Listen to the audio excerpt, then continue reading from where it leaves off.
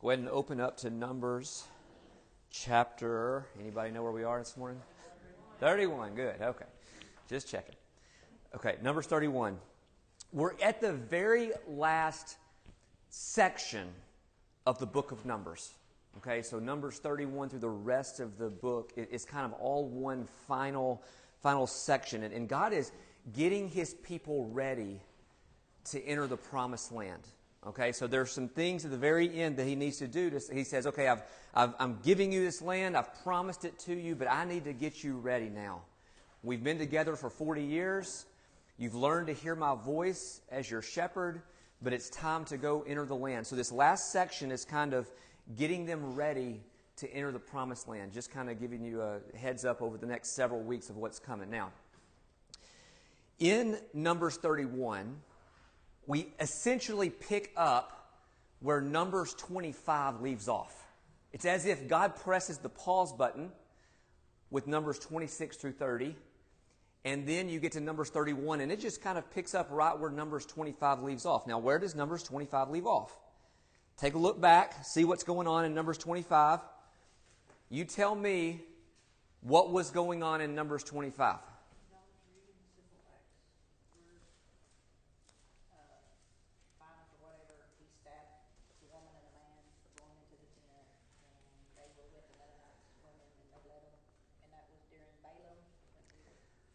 So get your mind back to Balaam. Get your mind back to all those things. We talked a couple different lessons about Balaam and Balak, and Balaam coming all the way down because that was the only chance to defeat the Israelites, is if we bring in this person who can change God's will. That was their thought process, and Balaam comes in. So get your mind back to that story. Balaam says, he gets there, he says, you know what? God is with them. I can't do anything to change God's will. But what does Balaam do? What does Balaam do? What does he tell the Moabites? What does he tell the Midianites? What does he tell them so that Israel could fall? You remember? You see it in the New Testament as well, in Jude and Revelation and different places. But he basically says, okay, God's with them. I can't do anything to change God's will. But those guys over in those Israelite guys, you dress up some of your pretty women and come in front of them, and next thing you know, they're going to take their eyes off of God. And we see that even in the New Testament, in Revelation, that's essentially what happened. And we see it in Numbers 31 actually too. So I say all that to say Numbers 25 ends with, because of Balaam's idea of, hey, you do this and they'll take their eyes off of God, God will curse them. You have this story about an Israelite man and a Moabite woman doing things at the entrance of the tent of meeting, and Phinehas driving the spear through both of them. Okay? So that's. I just have to get you back so you can kind of think through this story. Was God pleased with Phinehas for acting in that way? Was it pleasing to God that He took out His wrath on those two, or was it not? God was pleased. And now, if you remember from that story, this is just a rabbit trail, but I just got to throw it in because some of you will be coming to Israel with me next year. We're going to talk about the place of the Zealots. Zealots is a place called Gamla. Okay, it's in Galilee, and these are the people that took matters into their own hands. Do you know who was their hero? Phinehas. Why? Because he acted. He wouldn't stand for people not following God. And you are not going to shame my God in the entrance of the tent of meeting, in the tabernacle. You are not going to shame my God.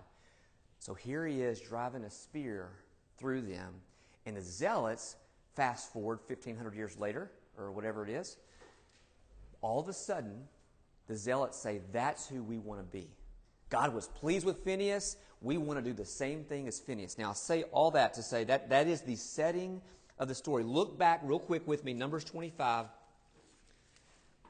and then we're going to get going in Numbers 31. Here's what it says in verses 16 to 18, just to remind you of some text here at the very end. Then the Lord spoke to Moses, saying, be hostile to the Midianites. We may see the Midianites again in Numbers 31. And strike them, for they have been hostile to you with their tricks, which they have deceived you in the affair of Peor, in the affair of Cosbi, the daughter of the leader of Midian, their sister who was slain on the day of the plague because of Peor. So you see these same characters in Numbers 25, these same people in Numbers 25. We're going to see them again in Numbers 31. Okay? Who were the Midianites? Anybody know, where did the Midianites come from? So they are from Abraham. So I want you to know they're from the seed of Abraham. Okay? So it's not like they're, okay, they are from Abraham. Okay? After Sarah died, Abraham marries. If you know this, you are a fantastic scholar. Yes. See? Anybody else know that? Now you do. Keturah. Okay. Now. How many sons did they have? Next question. You can just throw a guess out there. It's okay. 6. Okay. 6. Okay. And one of them was Midian. Okay. So Midian, it says in Genesis 25, went east to settle. Okay. So settled somewhere east. Okay. Initially. Exodus 2. Moses flees Pharaoh. Where does he go? Midian. Now, I want you to see how some of this fits together. Midian is the place Moses meets his wife, Zipporah. Okay, so his wife was a Midianite, just like his father-in-law, Jethro. What did Jethro do in Exodus 18? Remember the story?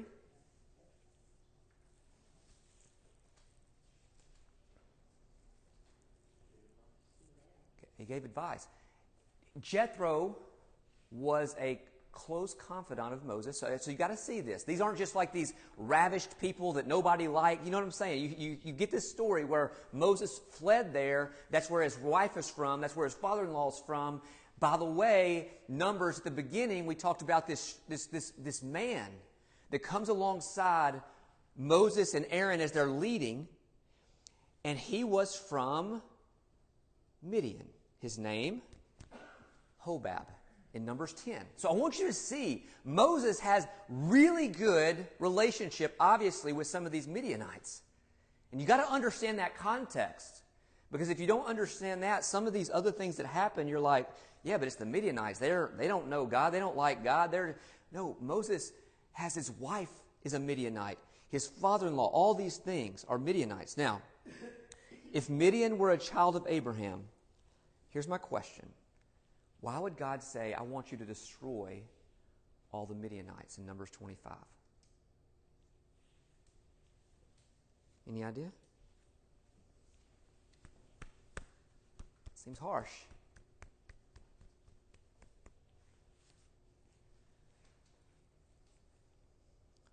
First off, by the time we reach the book of Numbers, Midianites did not just stay in that land in the east. They are nomadic people. They're Bedouins. For some of you, whenever you come to Israel and we meet Bedouins, we see Bedouins. That is their lifestyle. They're nomads. They don't really have a home necessarily by the book of Numbers, okay? So, when they're east of the Jordan, let's say, they're Midianites. But that's not the only place you see them. We know they were in Egypt. They're nomads. Anyway, that's kind of who they are. But they developed this close relationship with the Moabites. They come to the Moab. They develop this. In Numbers 22, we see that the Moabites and the Midianites kind of converge with Balaam. And that is, okay, so the Moabites and Midianites, okay, if we send our women in there, it's going to take the Israelites' men's eyes off of God. And they'll fall. Okay, so that is kind of what's going on. The Midianites have all kinds of, just because they're from the seed of Abraham does not mean that they're perfect, right? So we see them doing some things that they shouldn't be doing. Okay, so that's the setting. I just wanted to lay the groundwork. We are now finally to Numbers 31. Let's read the first 2 verses. Then the Lord spoke to Moses, saying, take full vengeance for the sons of Israel on the Midianites. Afterward you will be gathered to your people. So understand, this is Moses' last act. He's going to be gathered to his people after what we're going to talk about over the course of the next few weeks, okay? But what was he to do before he passed away? Does anybody else have a different translation? Mine says, take full vengeance on the Midianites. Anybody else have something different? Okay, avenge the children of Israel. Okay. I think sometimes we struggle with God having vengeance, right? Because God's love. The character of God is, He is love. So I think we have this tension sometimes that we see, okay, here He wants to avenge the sons of Israel, or He wants to take vengeance on the Midianites. So why would He want to destroy this people group? And one thing I just want us to... the thing that has helped me the most is I've thought through God's justice and how God avenges wrath in certain situations is this. I think He looks at a situation, and He's not looking down ready to say, oh, I cannot stand that people group. I want to give them what they deserve. Instead, I think He looks down and He says, I love my people. Oh, I love, in this case, Israel. I love them so much that when somebody does something to them that's not honoring to me or doesn't help them, oh, I want to get on their side. I love them. That word for take vengeance, okay, it can also mean to vindicate. Meaning, I want to bring justice for Israel, the sons of Israel. I love Israel so much. And I look down on them, and it's not so much that I want to smite them because I hate them. No, they're created in my image too. They're from Abraham. They are created in my image. I love them too. But oh my goodness, my own, I cannot stand for them to go through that. He looks down with such love for Israel, and that's part of the reason why He acts, is to vindicate them for the sin caused by the Midianites. But does sin have to be punished? And we see that, right? And I'm not going to go down this too far. But I think the biggest part that really is something we have to always remember is God wants to restore things. Like He loves His children, and He wants to restore His name among them. He wants to restore His honor even in people that don't know Him. And I think that's part of the reason why He acts like He does. Not necessarily because He's a God that loses His temper easily and says, Midianites, how dare you? I'm going to come down with wrath. I don't think it's that way. I think it's, I love my people and I want honor. That doesn't bring me honor, so there has to be justice. Okay? Now, we can get into all kinds of other thoughts on that, but I think it's important how we view God. Because there are people, because of their experience maybe with their father, because of their experience just with other people, they view God as an angry God. Their theology is He is ready to smite. He is looking for something to get on to me about today. And I think it's the exact opposite. I think He loves us so much, just like Israel, that He wants us to have the correct view of Him, but He also wants to use us to bring glory to Himself. Now,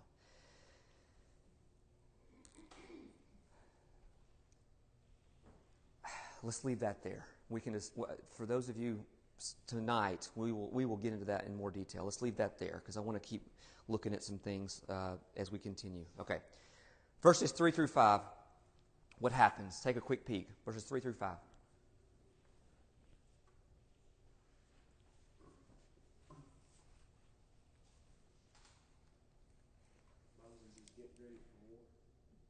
Yep. How many people does He want? How did he want the people to be collected? Okay. He wants 1,000 people from each tribe. Are some tribes bigger than others? Are some tribes more geared towards war than others? Have more valiant warriors? Tribe of Benjamin we've talked about, right? What were they good at? You remember? Yeah, archers, right? So wouldn't it make sense for God to say, you know what, let's get 3,000 from Benjamin because they're going to be our militia. They already know what they're doing. But God says, I want every tribe to be represented. I want this to be a unified effort where I'm leading you. Okay, so 1,000 from you, 1,000 from you, 1,000 from you. And we're going to all come together and we are going to do what God tells us to do. That's the idea. It reminds me of something that we have studied earlier in Numbers. Early in Numbers, you remember, I can't remember the chapter, but the tabernacle's being constructed, and people start bringing gifts. And it was the exact same gifts from each tribe. Whether they're Judah or whether they're Dan. Every one of them had a unified effort, there we go, to bring these things. And I think this, as I read this and as I'm thinking through this, as I'm teaching, I think there's this common theme that God's saying, I need all of you, Israel, to see that you all play a role. So I'm not going to just say, Judah, you have the role of doing everything. I want all of you to come together, and I want you to be my people in this. Let's look at let's start at verse 6 here. Let's keep going in this text and see what happens. Moses sent them 1,000 from each tribe to war. And Phinehas, okay, we talked about him a minute ago, the son of Eleazar the priest, to war with them. And the holy vessels and the trumpets, for the alarm is in his hand. So they made war against Midian, just as the Lord had commanded Moses, and they killed every male. They killed the kings of Midian along with the rest of their slain. And then there's all kinds of these kings' names, which I'll butcher. They also killed Balaam, the son of Beor, with a sword. And then the sons of Israel captured the women of Midian and their little ones and all their cattle and all their flocks and all their goods they plundered. And they burned all their cities where they lived and all their camps with fire. They took all the spoil and all the prey, both of men and the beast. Brought the captives and prey and the spoil to Moses and Eleazar. And so here they come to Moses in the camp with all that they plundered. Okay, so let's kind of look at this. So in Numbers 25, Phinehas is the man that stops Balaam's plan and the Midianites' plan in its tracks, right there at the tent of meeting, right?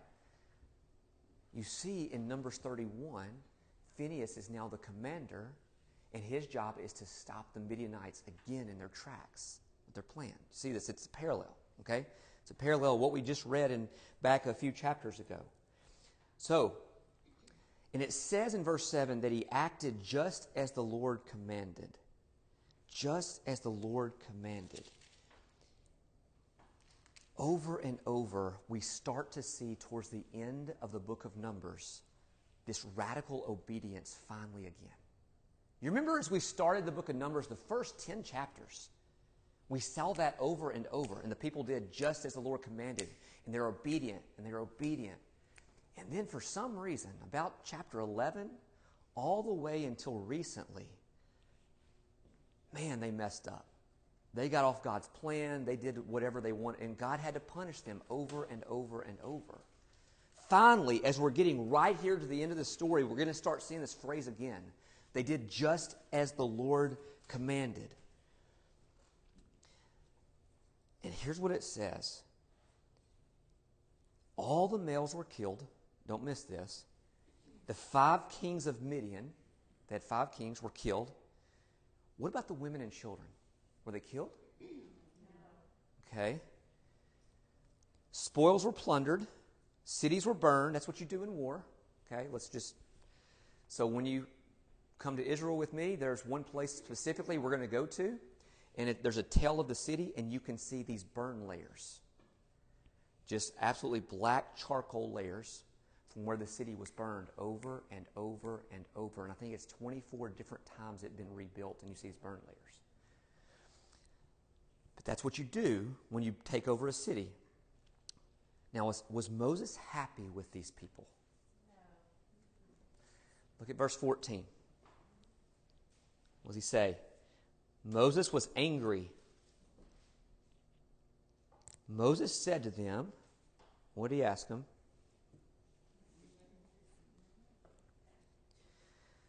Okay, now, let me kind of help set this stage a little bit. Here's my question to you. This is a debate, okay? So I'm posing this as a question based on the story. Did the people of Israel do anything wrong? Should they have killed the women? Should they have killed the children? Just based on what you know about ancient warfare, based on what you know about what God told them to do, what do you think?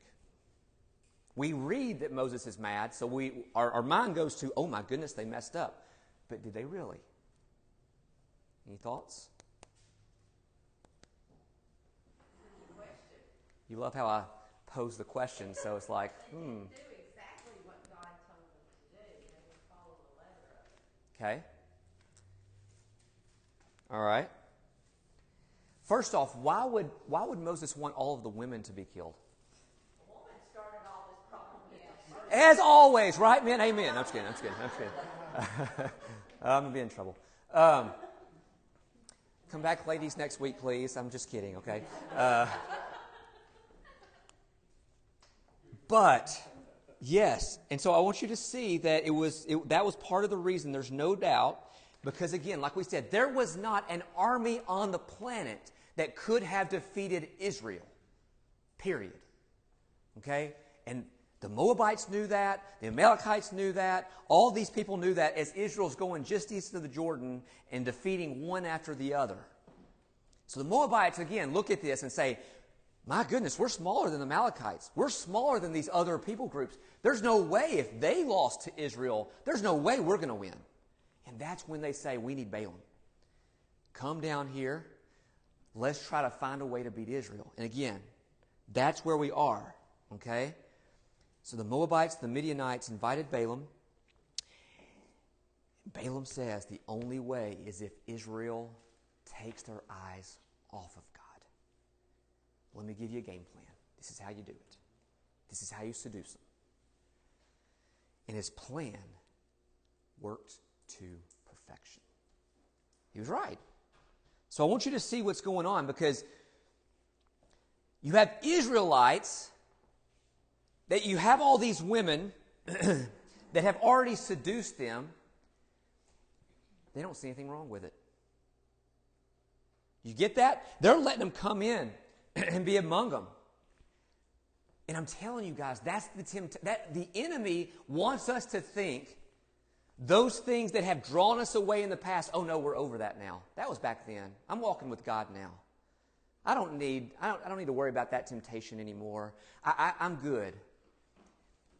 And I think Moses is angry because he's saying, do you not understand? These women are the reason why we took our eyes off of God. So we need to do away with that temptation. And I just sat there this week as I was reflecting on this. Because so many times as Christians, we think, oh, that's just, I'm good. That's not going to draw me away. That's not a big deal. And again, here we are in 2 weeks, was it 16 days is the election. Our country has big issues. There's no doubt. We don't know what's going to happen in 16 days. We've got social unrest. We've got Tennessee losing to Kentucky. I mean, there's all kinds of bad stuff going on right now. Got COVID, as already has been mentioned. There is no doubt, and they are valid issues. They are. There is no doubt they're valid issues. But here's the thing. God is with us. Just like Israel. The enemy could not defeat Israel because God was with them. Do you know what the enemy's tactics can be? Is to convince us as believers, you don't have to worry about that. Yeah, you might have struggled with that in your past, but no, just you're good now. You're over that. Use that to... And I'm telling you, sin, when it comes in the camp, no matter what form it can take, as far as that goes, whatever it is personally that we struggle with, it will take our eyes off the Lord. Yes, God's with us, but He wants a close fellowship with us so that He can use us. The only way that happens is if we take those things that distract us from what He wants us to do seriously. And that's part of the reason why I think Moses is so upset. And so what did he tell them to do in verses 17 and 18? What was it? Kill all the boys. Yeah, kill every male among the little ones. That's okay, Moses. Those are little bitty kids. What are you doing, buddy? And then, what about the women?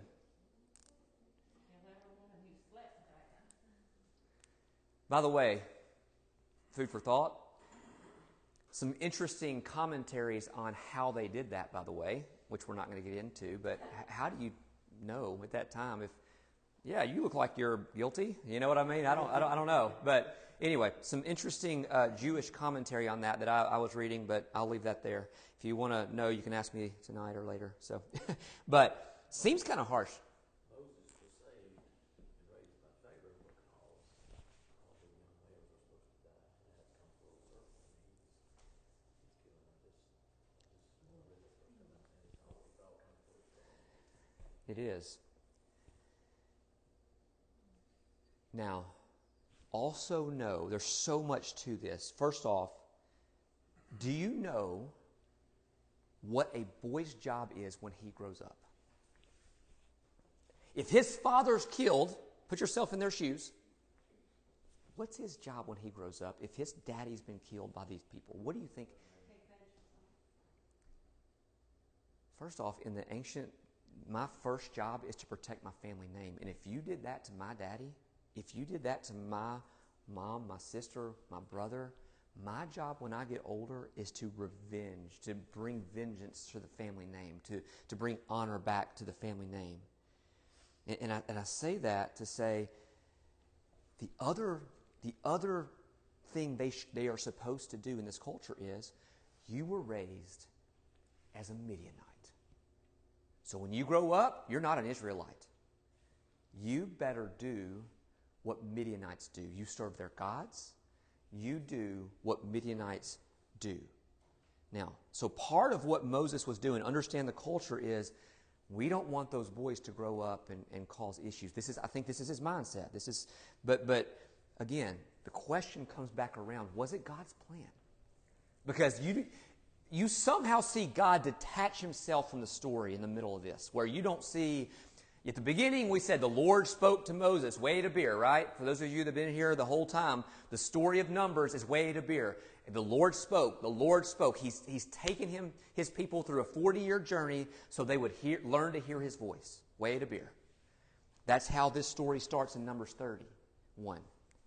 But somehow in the middle, all of a sudden, you don't see God telling Moses, now tell them to kill all the males. So you see these scholars, and I don't know if they're right. I'm just bringing this point up. I'm just bringing this up. My question is, if that's true, I just know me. When something happens for me, the question is, do I ask the Lord's response? Like when the people came in, to me, Moses should have gone to God and said, God, okay, they left the kids, they left the women, these women are the temptation. God, what do you think here? Because we want to do what you want us to do. And instead, the first thing you see is Moses was angry.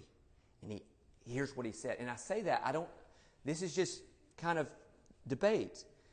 But I know me. And I know how I respond. And I know when something happens, so many times, my first thought isn't, well, let me go ask God what he thinks in this situation. Am I the only one in here that I'm like... Sometimes, and that is something here that I think we've got to look at with Moses. I don't know. That's just kind of something it's a debate right now, okay? From centuries ago. This has been something in Jewish literature that's debated, okay? All right. Now, I want to get to verses 21 to 23, and this is where we're going to finish. This is kind of the meat. I want you to listen to this because there's something that, boy, hit me hard when I read this the first time. Then Eleazar the priest said to the men of war who had gone out to battle, "This is the statute of the law which the Lord has commanded Moses. Only the gold and the silver, the bronze, the iron, the tin, and the lead, everything that can stand the fire, you shall pass through the fire. It shall be clean, but it shall be purified with water for impurity. But whatever cannot stand the fire, you shall pass through through the water. And you shall wash your clothes on the seventh day and be clean, and afterwards you may enter the camp." Now, as Israelites return from war, sorry, my voice, I need to quit screaming. God commanded gold, silver, tin, all these different things to be passed through fire. Wow, what does fire do? Okay, purifies. Now, and for what about the things that could not stand fire? How did they do that? Wash with water. Okay. Oh, I'm not trying to step on toes whenever I go through these things because I know my toes have been stepped on when I talk about fire and water. Christianity in general, we're okay with water. Have you been baptized? We're okay with water. I mean, that's what we do, right? I mean, that's water is supposed to be a picture of what's happened on the inside, but it just hits your outside. It doesn't do anything on the inside. Fire is what purifies. Fire is what purifies. But here's the deal. Fire also hurts. It does not feel good to be purified from the inside. It just doesn't. So I think as Christians, we're okay with the water. Yeah, we can be washed. Let's be baptized. Oh yeah, but we don't want that fire. We don't want that pain because it does not feel good. Now, 1 Corinthians 3. Now, if any man builds on the foundation with gold, silver, precious stones, wood, hay, straw, each man's work will become evident, for the day will show it, because it is to be revealed with fire. The fire itself will test the quality of each man's work. If any man's work which he's built on it remains, he will receive reward. If it's burned up, he'll suffer loss. But he himself will be saved, yet as through the fire. Now, so fire will clean if you're the real deal, and destroy if you're not. My prayer is the thing Job said. Job said this. Listen to Job 23. When he has tested me, I will come forth as gold. You know what Job's saying? Job 23:10. I am the real deal. I know God. And I don't care what I'm going through here. When I come through this fire, I'm going to come out as gold. Not going to be burned up. I think there's a day coming where fire will test everything we do. And I'm telling you, as Christians, for me, I don't want that right now, but it might be the best thing for me. Because that's what purifies. You need fire, not just water. And as we finish this chapter, sorry, I know we feel like we're rushing, but I feel like it's all one story. And if we break this up so many times, we're going to lose some things. Just want to think about the rest of the chapter. And let me tell you this. Anytime you have questions, please call me, email me. I love to talk about this stuff. I wish we had an hour and a half every Sunday morning, which is why I'm thankful that we, at least for those of you that are able to make it on Sunday night, we have some time to unpack. But man, some of this stuff is so rich. Some of this stuff is so rich. What happens? I've never seen this. All those spoils that they got, what do they do with them?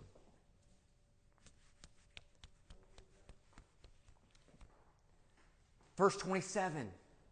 Was it just the people that did the war against the Midianites, those 12,000? Were they the ones that got to get the spoils? They divided it up. Now, there is not any literature that I know of or that I've seen where any other people group would do this. It's the people that are in the war. They get to have the spoils, and they get to give it to their God. But it's not, hey, if you're at the camp, you don't get it. It's only if you did the work that you get the spoils. And I say that because it reminds me of 1 Samuel 30, one of my favorite stories. David and his men, right? They fight the Amalekites, and you have these people go, but there's some that have to stay with the baggage. You remember the story? When they win the battle, David's like, oh no, those that stay by the baggage, they get the spoils too. And I just want you to see this. God says, I want you, talking to Israel, but I think talking to us too when you run it through the New Testament, I want you to be my people, not any one people or any higher on the list than anybody else. So if you're a pastor, does not make you any higher than somebody that's not. And I say that to say we are one, but we all have different roles. Some of us stay by the baggage. Some of us have to stay at the camp and take care of the kids. Some of us have to stay, and that's okay. The question is, are we being obedient to do exactly what God's called us to do? Because when we are, we share in the spoils of the entire family. God, I just thank you so much for this morning and how good you are. God, help us, God, to be your people. God, whatever things are taking our eyes off of you individually, I pray, God, that you would help us to long for you more than those things. God, I pray that we be a people that please you. God, that we be obedient in walking out your instructions. I just pray that you would use us for your glory right where you've placed us. I love you so much. In Jesus' name we pray. Amen.